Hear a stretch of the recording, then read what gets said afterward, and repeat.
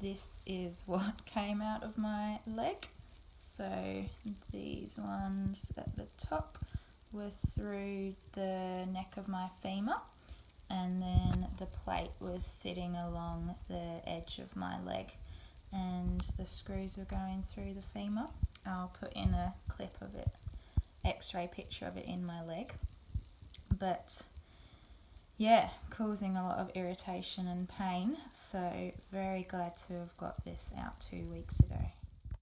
This was early post-op, so you can see there's still a big fracture line there, and you can see how huge that plate and screws are going through my leg. Leg is still swollen, you can see, but it is starting to go down. This dressing will be coming off on Thursday when I have my post-op appointment, which is 2 months post-op.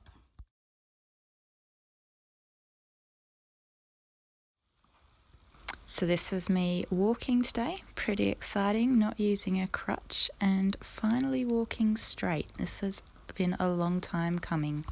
I'm doing a very light spin on this very old exercise bike. It was something that I picked up off the side of the road because I couldn't get my leg over my road bike. So 2 weeks post the hardware removal from my hip and femur, and I'm now allowed to just start some really light rehab again. Mainly I'm just inhibited by the swelling and inflammation, so I'm taking it super easy because I just want to get back to things as soon as possible. So if I take it easy now and don't let it flare up, then it should settle down really quickly and I can start strengthening properly. But I'm just trying to get a bit of movement through the muscles and flush out some of the inflammation just by gently moving and just getting a bit of activation to the muscles as well, because up until a few days ago I was really exhausted and sore, so I was mainly just lying around in bed resting. Like even sitting was really painful. I did have a lot of scar tissue around my sciatic nerve and my trochanteric bursa, so on the side of the hip, also was very inflamed and scarred from the plate, and just the muscles around the plate as well. So predominantly the ITB and quad were quite scarred. So just respecting that as well, and just giving that time to settle. But yeah, because of that scarring, I couldn't sit for quite a while. I'm just now, in the last couple of days, able to sit without pain. Still get a little bit if I sit too long, and particularly in the calf, which is just a hangover from that sciatic. So as that is settling down, I'm able to do more and I'm feeling it less. Yeah, so it's exciting.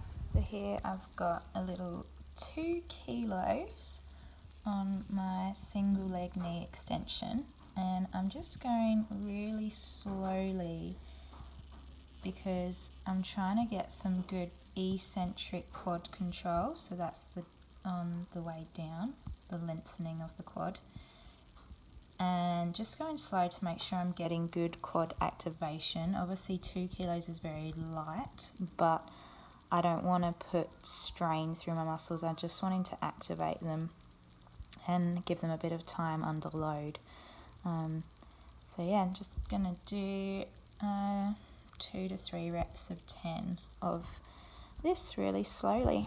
My quads have been one of the muscles that's been really, I just haven't been able to work since the femoral osteotomy because of the inflammation from the plate. The quads were severely impacted. I did right at the beginning, or after the initial recovery, I wasn't quite as inflamed for some reason, and I was able to do a little bit of wall sits and squatting, like no weight squatting, and some knee extensions for a really short period, and a bit of cycling, like less than a month period.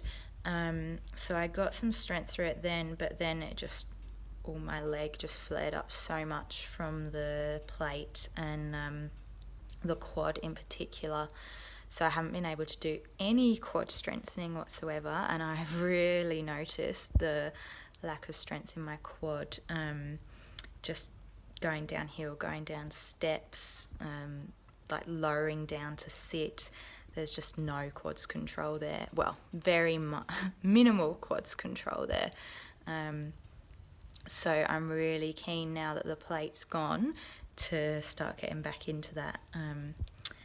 Because it's a very important function, your quads, very much needed to stabilise, helps with walking, bending the knee, lowering, straightening the knee, like just your leg gives way if your quads aren't working. So yeah, very important, and I'm keen to get back into it. So now I'm doing some slow 2 kilo single leg hammy curls. Again, same reason as the quads, just trying to gently activate the muscles, get a bit of eccentric activation and control as well. Now just doing a bit of sideline hip abduction. So just trying to get some glute med activation. Just again, slow reps. Still a bit, because of the bursa and where the plate was there and the wound, I'm a bit sore and inflamed through there. So I won't do too many of these because it just strains on there a little bit. But I can feel that the lift is coming from glute, which is what I want, glute med predominantly. So I might actually do some little holds here, because in this position I'm more getting my glute and less of the strain through the wound there. So I'm just going to hold. After the femoral osteotomy, it took me, God, I think it was about 2 months before I could do a proper sideline hip abduction. I just had nothing. I was trying so hard for so long and I just could not get any activation. I think a lot of it was because of the plate just so inflamed all in that area. The glutes were just inhibited by pain inhibition. Yeah, but I literally couldn't move my leg at all. It was like a lead weight.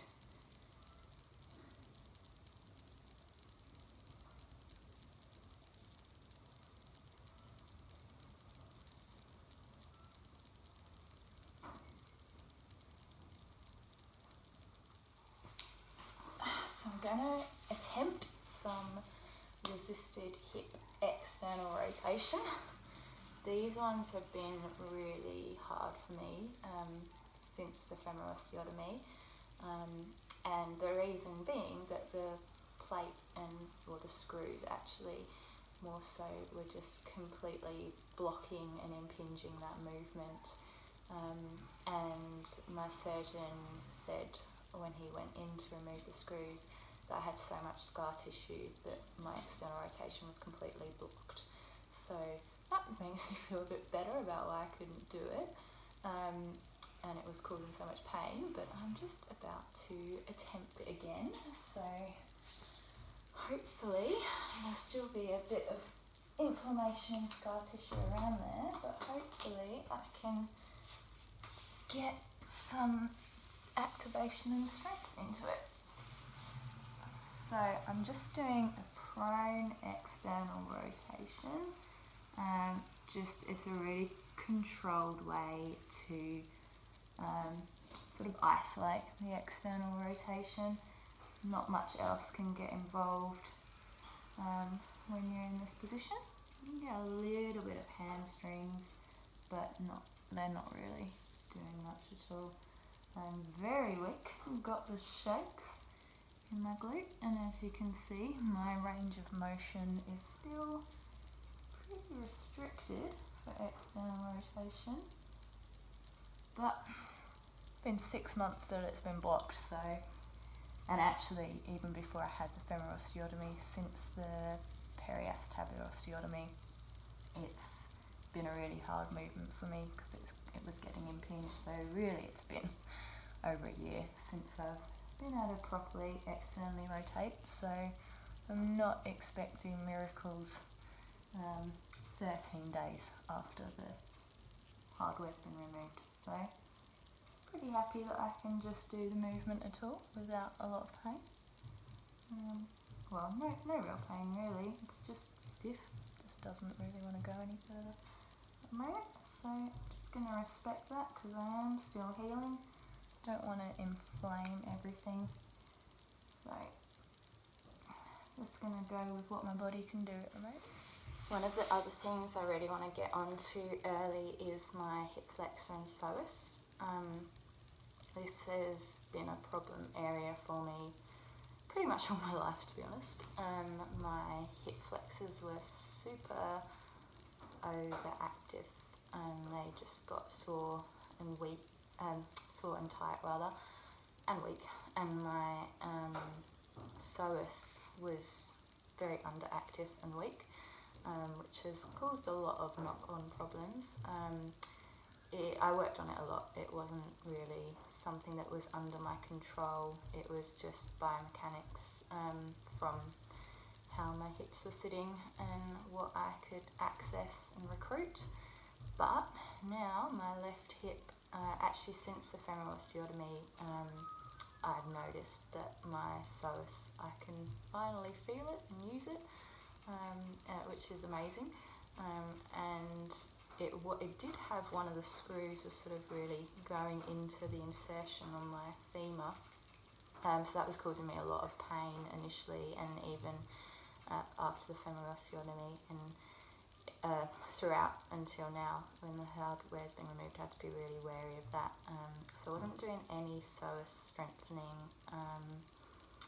but I'm keen to make a start on it now. Again, I'm just going to do something super light, activation sort of style, just because I don't want to leave it lagging behind. It's really important muscle, so I want to get onto it straight away. So I'm going to do some little, I call them a supine march, so just laying and lifting up the legs, really controlled, so trying to control from the psoas, keeping really stable through the core, and just making sure the lift is coming from here and not here. I mean, you are going to have a bit of activation there, but you want to feel the pull coming from in here. You want your back to stay really stable and not sort of arch right off the floor or flatten right onto it. The back should be pretty relaxed. It should be your core that's working to do this. So it's a super light exercise, but it's a really important foundational one to get the right movements. So I figure that now is a good time for me to start with this. So the right one's not perfect because that's still yet to be fixed by the surgeon, but gotta get onto the left one while I can.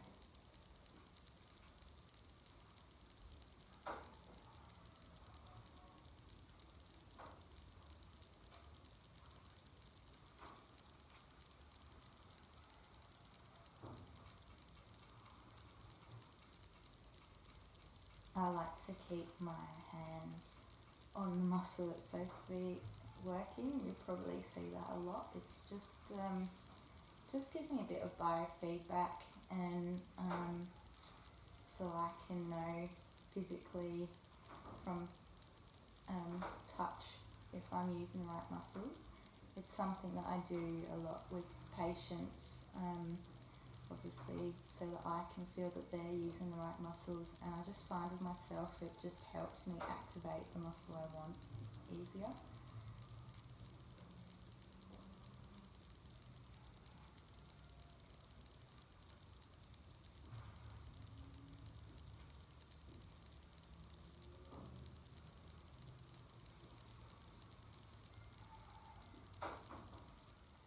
And lastly, I'm going to do some bridges just for a bit of glute max activation.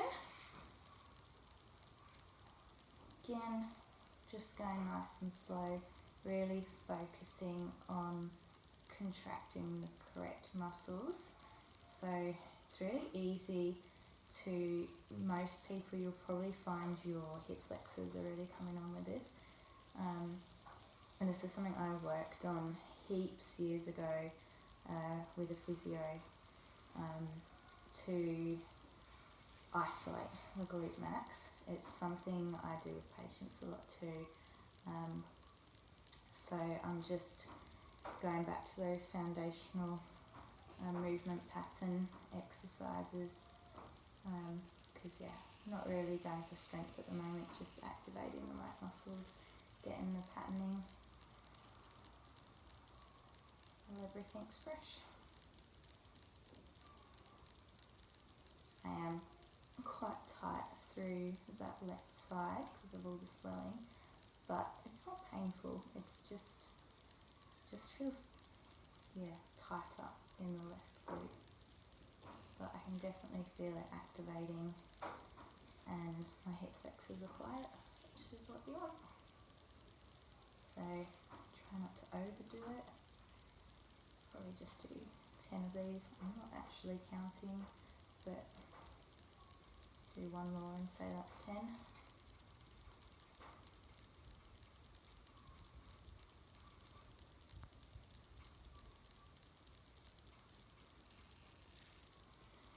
And I'm going to call that a day for my first little mini rehab.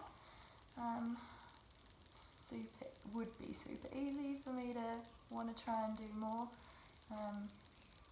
but trying to be sensible and just make sure I don't overinflame things, because that's just going to set me back. So I want to get back to things ASAP, so I've got to be smart.